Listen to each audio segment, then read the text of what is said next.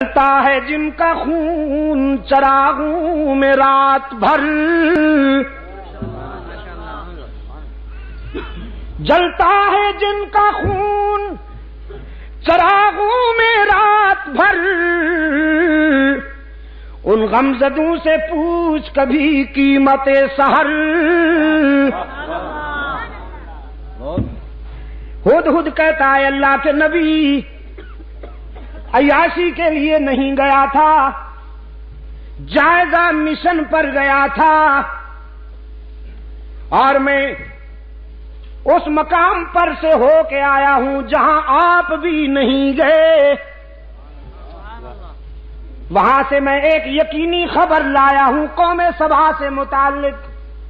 میں نے ایک قوم دیکھی ہے، میں نے ایک قوم دیکھی ہے جو سورج کی پوجا کرتی ہے، سورج کو طلوع اور غروب ہوتے وقت سجدہ کرتی ہے۔ ایک عورت ان پر حکمرانی کر رہی ہے۔ سنیے، صاف کہہ دینا چاہتا ہوں، جب تک انشاءاللہ جب تک ولی اللہ قافلے کے سپاہی زندہ ہیں، ایک قوم دے کر آیا ہوں، سورج کو پوجا کرتے ہیں، سجدہ کرتے ہیں وہ بدبخت۔ ایک عورت ان پر حکمرانی کرتی ہے، تو اللہ کے نبی آگے بڑھنے سے پہلے اس قوم کا پوسٹ مارٹم کر لینا چاہیے۔ یہ زنخی قوم، یہ زن مرید، جنہوں نے ایک عورت کو سربراہ بنا رکھا ہے، پہلے ان کی طبیعت ٹھیک کر لینی چاہیے، پھر آگے بڑھیں گے۔ سلیمان علیہ السلام نے فرمایا بھئی واہ تو بڑا عجیب ہے، کیسی عجیب خبر لایا ہے۔ فرمایا ایسے یلغار نہیں کرتے، دیکھو پیغمبر کا انداز دیکھو، پیغمبر کی عسکری مہم میں بھی رحمت کار فرما ہوتی ہے۔ فرمایا پہلے خط لکھتا ہوں بلقیس کے نام، جاؤ میرا خط پہنچاؤ اسے، اگر وہ ٹھیک طریقے سے ہماری بات مان لیتی ہے تو ہم ان کی آبادیوں کو تاراج کرنے کا ذوق نہیں رکھتے۔ خط لکھا، اور سفارتی تاریخ میں یہ پہلا خط ہے جو کسی ایک حاکم نے دوسرے حاکم کے نام لکھا۔ سلیمان علیہ السلام نے جو لکھا ہے بلقیس کو، قرآن کریم نے اس خط کا مضمون بھی محفوظ رکھا ہوا ہے۔ فرمایا انہ من سلیمان وانہ بسم اللہ الرحمن الرحیم اللہ تعالی علی واتونی مسلمین۔ یہ خط اللہ کے نبی حضرت سلیمان علیہ السلام کی طرف سے لکھا جا رہا ہے، اور اس کے نام سے جس سے بڑا رحم کرنے والا، مہربانی کرنے والا کوئی نہیں۔ ہمارا خط پڑھتے ہی کسی خوش فہمی میں مبتلا مت ہو جانا۔ اللہ تعالی علیہ، خوش فہمی میں مبتلا ہو کر، احساس برتری میں مبتلا ہو کر کہیں ہم سے ٹکرانے کی غلطی نہ کرنا۔ ہم تجھے دعوت دیتے ہیں کہ سراپا تسلیم اور رضا بن کر صداقت کو اپنا لو، اللہ کی وحدانیت اور میری نبوت کا اقرار کر لو۔ ملکہ سبا بلقیس نے حضرت سلیمان علیہ السلام کا خط اپنی کابینہ کے سامنے رکھا،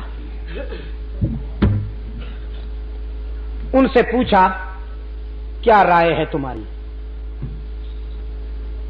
کیا کرنا چاہیے اس سلسلے میں۔ ایسے موقع پر نمبر بنانے والے لوگ بڑے پرجوش ہوا کرتے ہیں۔ نمبر بنانے کے لیے بعض حضرات نے رائے دی ہم خون کی ندیاں بہا دیں گے، جہاں آپ کا پسینہ گرے گا وہاں ہمارا۔ یہ بڑے رٹے رٹائے جملے ہیں جو لوگوں کو بیوقوف بنانے کے لیے استعمال کیے جاتے ہیں۔ ہم تیار ہیں، ہر قسم کی قربانی دیں گے. اور آپ تو اسٹیل مین ہیں. وہ مین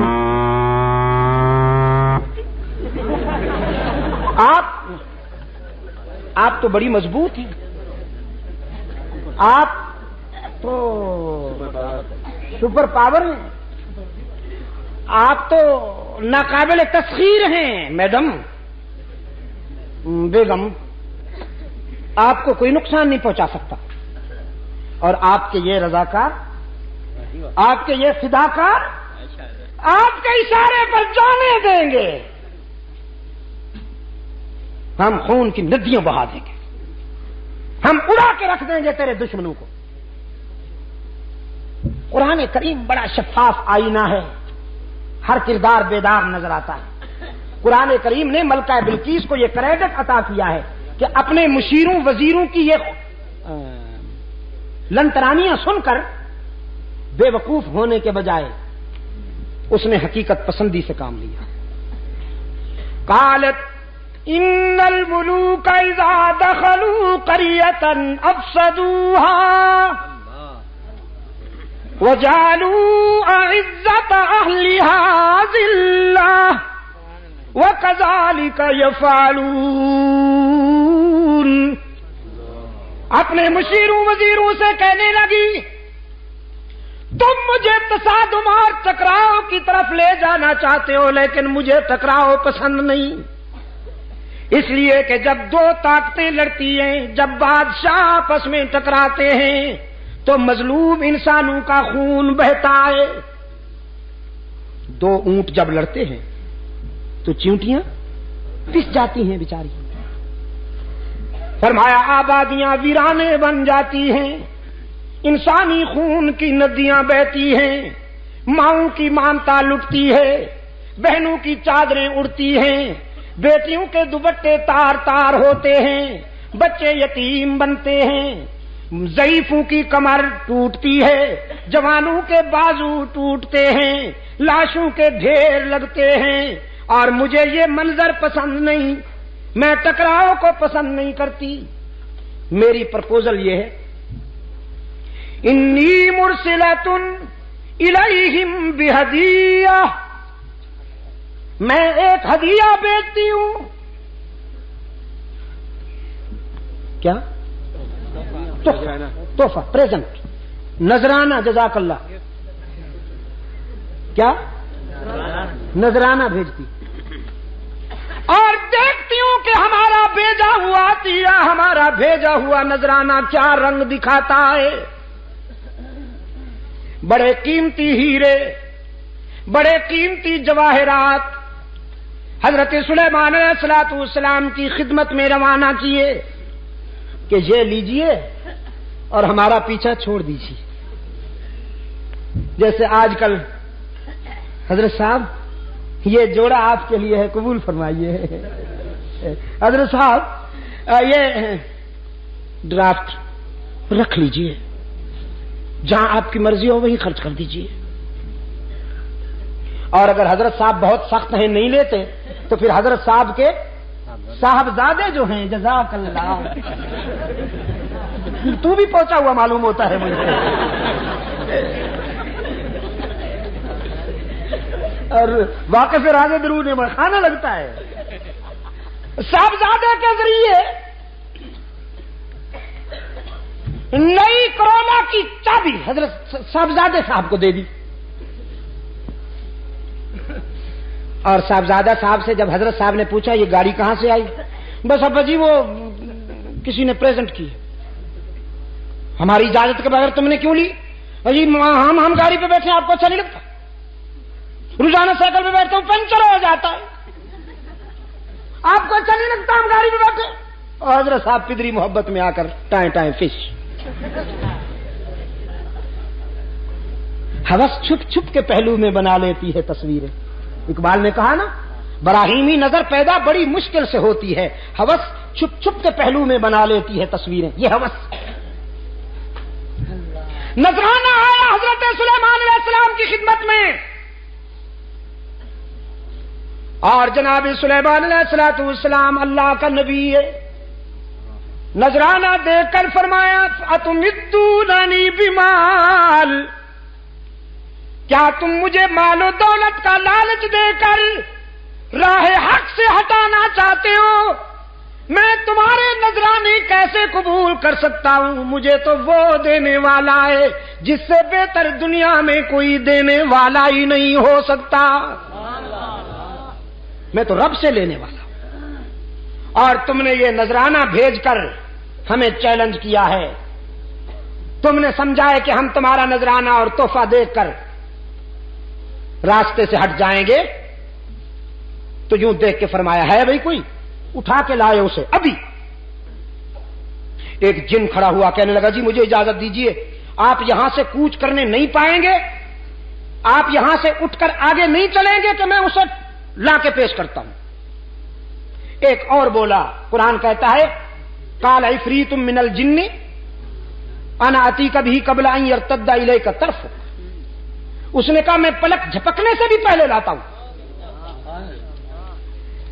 چنانچہ جناب ملکہ بلقیس تخت سمیت حضرت سلیمان علیہ السلام کے قدموں میں، جناب سلیمان علیہ السلام کے پاس ملکہ سبا بلقیس آئی، لوگوں کی آنکھیں کھلی رہ گئیں، ایک دوسرے کی طرف سوالیہ نظروں سے لوگ دیکھتے ہیں اور نگاہوں میں کہتے ہیں دیکھو تو صحیح پیغمبر کا اختیار کتنا ہے، بلقیس کو پلک جھپکنے سے بھی پہلے منگوا لیا۔ حضرت سلیمان علیہ السلام نے یہ منظر دیکھا، قرآن کہتا ہے سلیمان علیہ السلام نے فوراً وضاحت کی، قال ھذا من فضل ربی لیبلونی ااشکر ام اکفر، یہ میرا ذاتی اختیار نہیں ہے، یہ تو میرے رب کا فضل و کرم ہے، اس نے یہ مہربانیاں کی ہیں، لیکن اس میں بھی بڑی آزمائش کار فرمائے، وہ اتنی مہربانیاں کر کے مجھے دیکھنا چاہتا ہے کہ میں اس کی نعمتوں کا شکر گزار بندہ بنتا ہوں یا تکبر کرتا ہوں۔ لیکن الہ العالمین میں تکبر سے پناہ مانگتا ہوں، تیری ناراضگی سے پناہ مانگتا ہوں، میں تو تیرے در پر عاجزی کرنے والا بندہ ہوں، مجھے توفیق شکر بھی تو عطا کر تاکہ میں شکر کرتا جاؤں، تیری نعمتوں میں اضافہ ہوتا جائے۔ یہ میں نے تقریباً 1.25 گھنٹے کی محنت، بلکہ 1.5 گھنٹے کی محنت اس لیے کی کہ آپ کے ذہن میں یہ بات بٹھا سکوں کہ رب العالمین کبھی آنسو میں آزماتے ہیں، کبھی مسکراہٹوں میں آزماتے ہیں۔ آنسو میں آزمائش بھی بڑی سنگین ہے، لیکن میرے نزدیک مسکراہٹوں میں کامیاب ہونا اس سے بھی بہت اہم ہے۔ اپنے انبیاء کو حق تعالی نے آنسو میں بھی آزمایا، مسکراہٹوں میں بھی آزمایا، تو یہی ادا کار فرما رہی حلقہ رسالت تک۔